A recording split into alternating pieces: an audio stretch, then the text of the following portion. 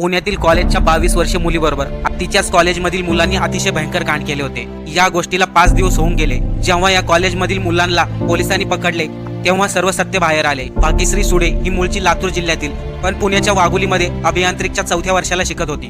तिच्याच कॉलेजमधील शिकणारा शिवम फुलावळे हा देखील लातूर जिल्ह्याचाच। या शिवम फुलावळेचे वडील शिक्षक आहेत, तरी देखील या शिक्षकाच्या मुलाने अतिशय भयंकर केले।